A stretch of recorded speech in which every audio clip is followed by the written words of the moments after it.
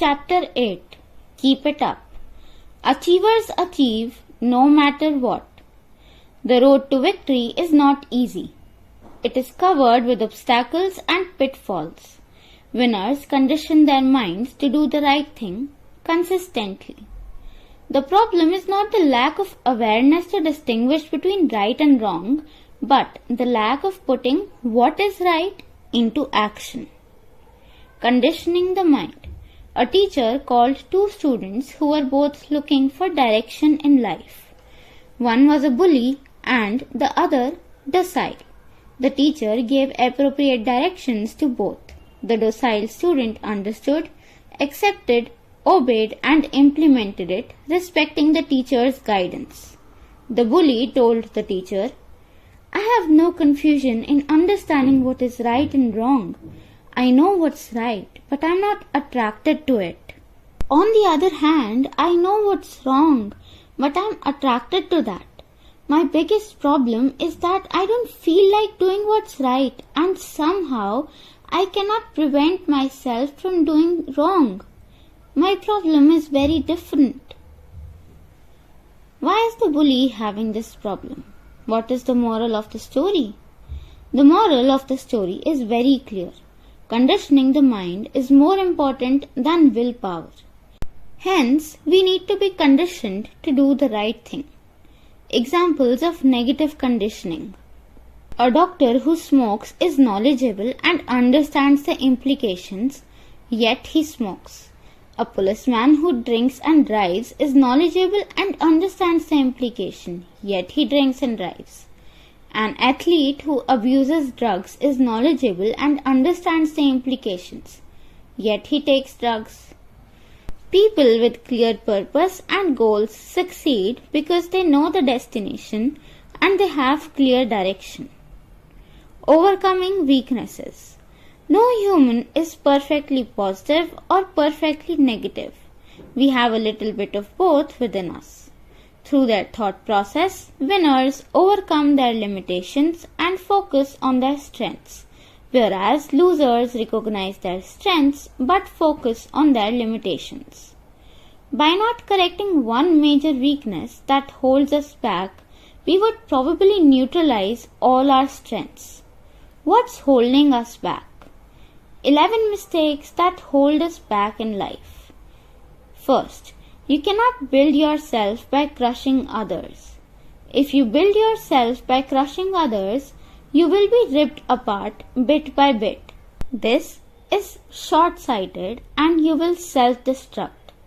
The only way to become tallest building in town is either to think long-term and put in the effort to create a strong foundation and build the tallest structure that will be long-lasting, or to crush and destroy all others and by default become the tallest building in town. But if you crush others, they will not let you survive or thrive. They will come and rip you apart. Trying to pull others down instead of lifting yourself up is both unprincipled and self-destructive.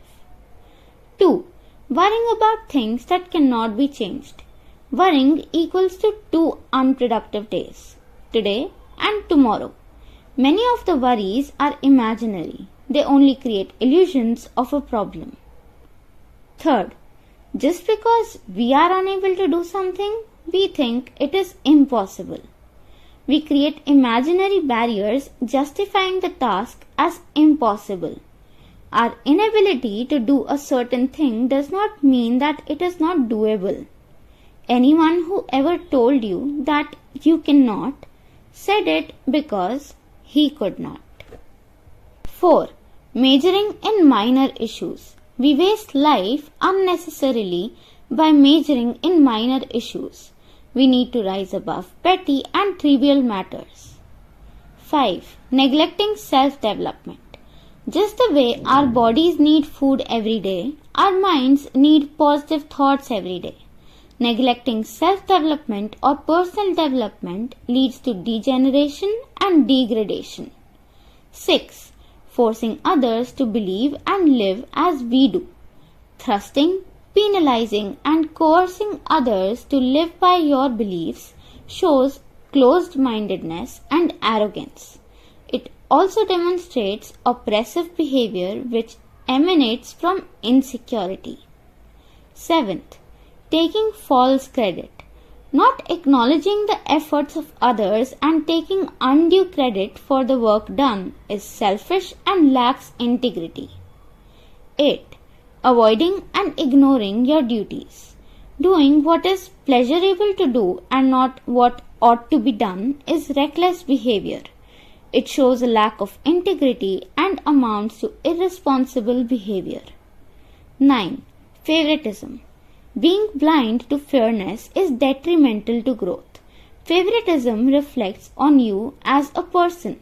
It shows either bias or vested interest. 10th, passing the buck. Not willing to accept responsibility, blaming others, and hiding behind excuses is a typical behavior of irresponsible people. 11th, encroachment. Disregarding other people's space and dignity, bulldozing and grabbing forcefully what is not yours is larceny. These are only 11 shortlisted mistakes among many more. The objective of identifying these mistakes is to reflect and learn from them and eventually eliminate them. Who said wisdom comes with age? Wisdom comes only from reflecting on and learning from our past mistakes. Some people only grow older with age and not wiser. There is a big gap between who we are and what we perceive to be who we are.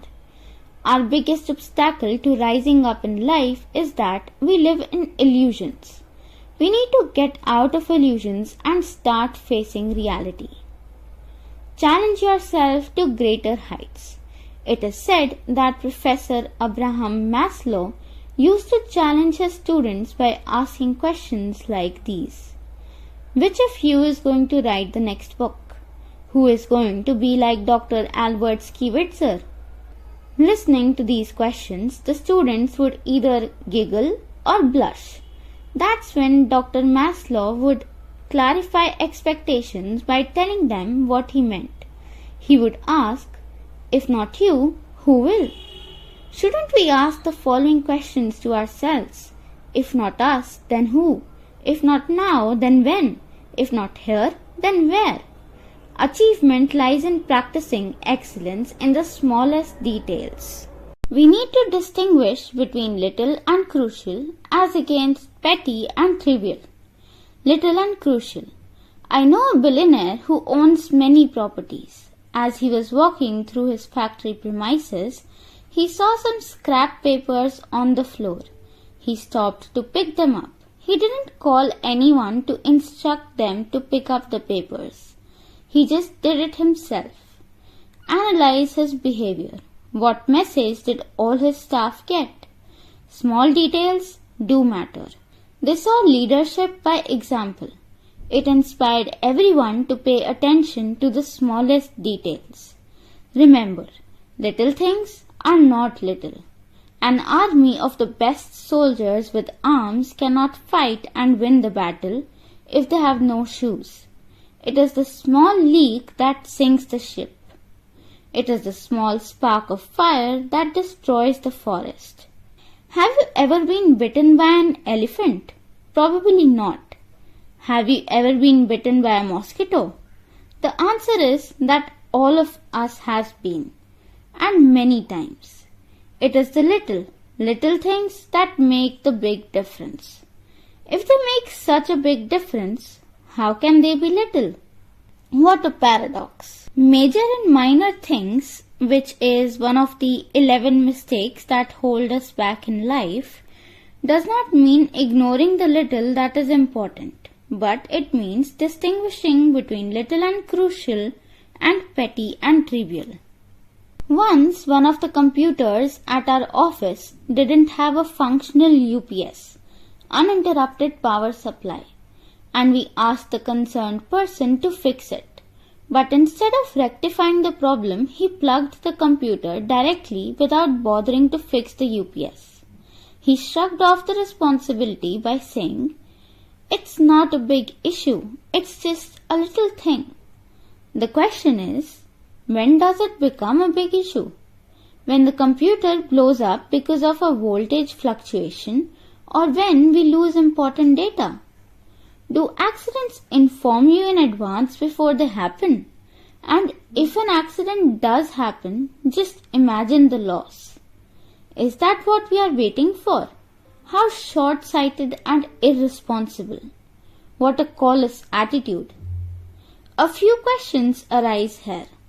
If the loss happens, who is accountable for it? Who compensates for the financial and productivity loss? Would just an apology in a callous situation like this be acceptable?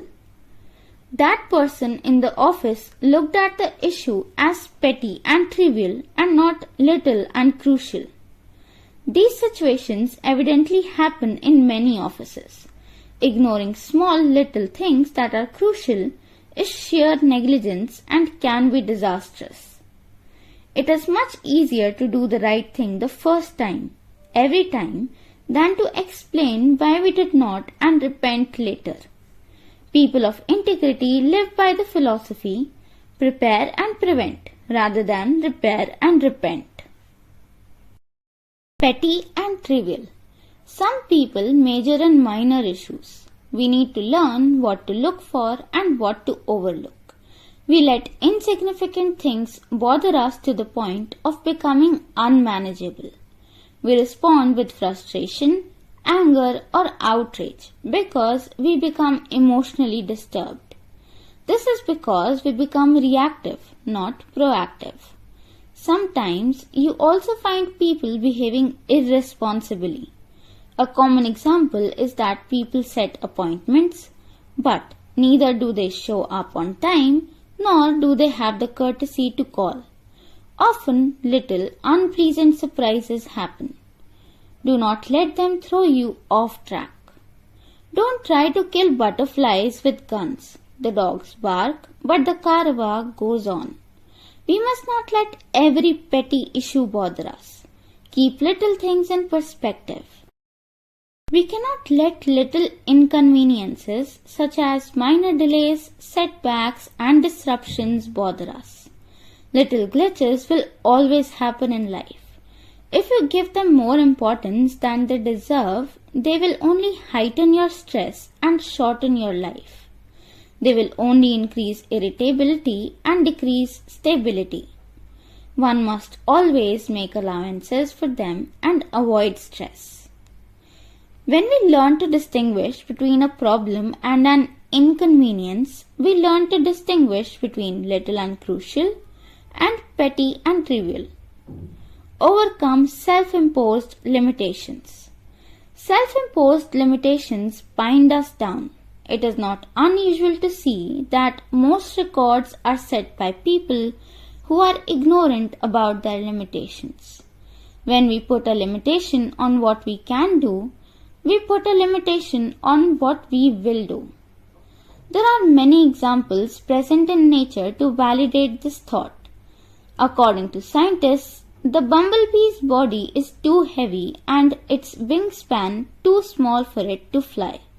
Scientifically, the bumblebee just cannot fly. But the bumblebee doesn't know that and it keeps flying anyway. When we don't know our limitations, we go out and do something and then wonder if we actually had a limitation to begin with. Well, there are a few people who are born with disabilities that may limit them in certain ways. But even then, they choose to rise beyond their limitations and create history by achieving new heights. It is easier said than done, but it is doable. Steve Wonder was born blind, but that didn't stop him from becoming one of the most famous singers of our time. The only limitations a person has are those that are self-imposed. Self-imposed limitations are connected to self-esteem. The lower you value yourself, the lower are the expectations you set for yourself. Self-imposed limitations could result from many factors like flawed education, the people we hang around with, and so on. Mental limitation is also a big blinder to future breakthroughs. Believing in ourselves and setting high standards will help us break past self-imposed limitations. The greatest achievers probably faced much bigger problems than what most of us faced or would ever face in life. Steve Jobs, creator of Apple, was a college dropout and yet created history. Bill Gates, co-founder of Microsoft, was a college dropout too and yet created history. Albert Einstein, theoretical physicist, was dyslexic and yet he created history. Leonardo da Vinci, the celebrated painter, was dyslexic too and yet he created history. Michael Phelps, an American champion swimmer, fractured his wrist prior to the Olympics and yet created history. He said, "If you dream as big as you can dream, anything is possible." The difference between the good and the great is the attention given to details.